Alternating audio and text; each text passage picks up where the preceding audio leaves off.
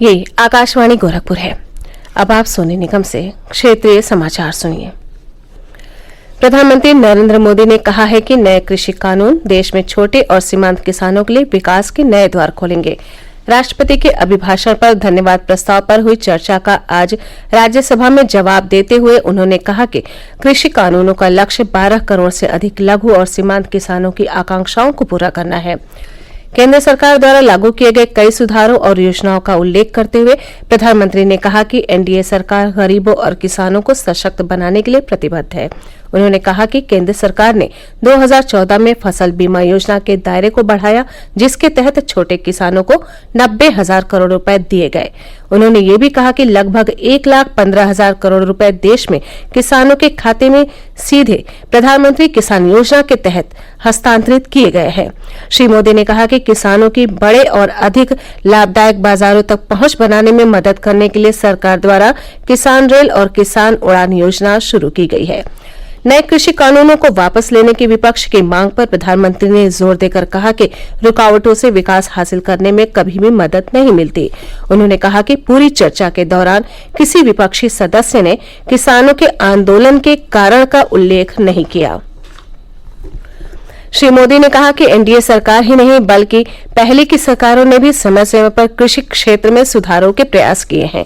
प्रधानमंत्री ने आश्वासन दिया कि न्यूनतम समर्थन मूल्य जारी रहेगा और नए कृषि कानून किसी भी तरह से कृषि उपज विपणन समितियों को कमजोर नहीं करेंगे। मैं विश्वास दिलाता हूं कि मंडियां अधिक आधुनिक बने, अधिक प्रतिस्पर्धी होगी। इस बार बजट में भी उसके लिए हमने प्रावधान किया है।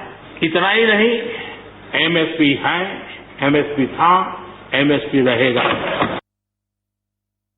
मुख्यमंत्री योगी आदित्यनाथ ने कहा कि पूर्वांचल एक्सप्रेसवे अगले 2 से 3 महीनों में बनकर तैयार हो जाएगा। उन्होंने कहा कि एक्सप्रेसवे का निर्माण तय समय से पहले पूरा कर लिया जाएगा, जो कि एक उपलब्धि होगी। मुख्यमंत्री आज अयोध्या, आजमगढ़, गाजीपुर और सुल्तानपुर में पूर्वांचल एक्सप्रेसवे के निर्माण कार्यों का निरीक्षण कर रहे थे।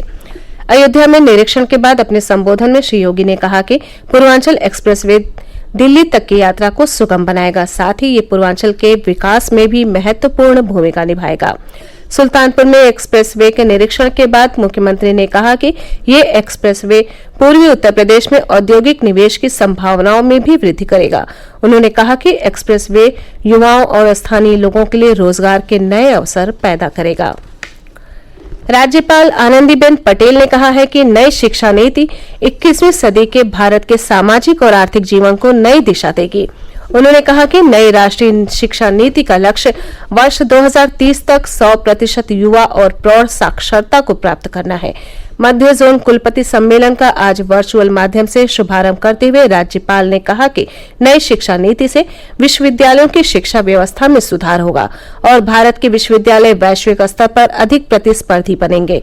श्रीमती पटेल ने कहा कि राष्ट्रीय शिक्षा नीति में भारत की परंपरा, विरासत, सांस्कृतिक मूल्यों, तकनीकी ज्ञान और कौशल विकास में समन्वय स्थापित करने का प्रयास किया गया है। उन्होंने कहा कि इस वर्ष के बजट में केंद्र सरकार ने गुणवत्तापूर्ण शिक्षा पर बल दिया है, साथ ही कौशल विकास के लिए भी कई घोषणाएं की गई हैं। मुख्यमंत्री योगी आदित्यनाथ ने कल वाराणसी में काशी विश्वनाथ कॉरिडोर में चल रहे विकास कार्यों का निरीक्षण किया। मुख्यमंत्री ने कहा कि इस वर्ष अगस्त तक यहां सभी विकास कार्य पूरे कर लिए जाएं। मुख्यमंत्री ने मणिकर्णिका घाट तक जाकर निर्माण कार्यों का जायजा लिया।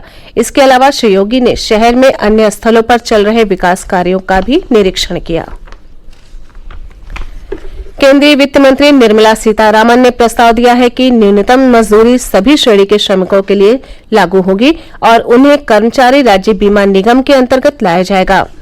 पिछले सोमवार को संसद में अपने बजट भाषण में श्रीमती सीतारामन ने कहा कि सरकार एक पोर्टल के माध्यम से गैर संगठित क्षेत्र के श्रमिकों, विशेष रूप से प्रवासी श्रमिकों के बारे में उचित जानकारी इकट्ठा करेगी।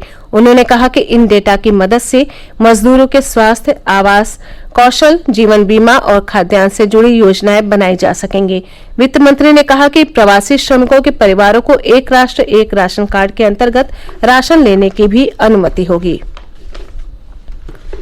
प्रदेश में पिछले 24 घंटों में कोविड संक्रमण के केवल 70 नए मामले सामने आए हैं। राज्य में लगभग 8 महीनों के बाद एक दिन में संक्रमण की संख्या 100 से नीचे दर्ज की गई। प्रदेश में कोविड के सक्रिय मामलों की संख्या घटकर 3,442 रह गई है। कल एक दिन में 1,02,874 नमूनों की जांच की गई। इसी के साथ क्षेत्रीय समाचारों का ये बुलेटिन समाप्त हुआ। नमस्कार।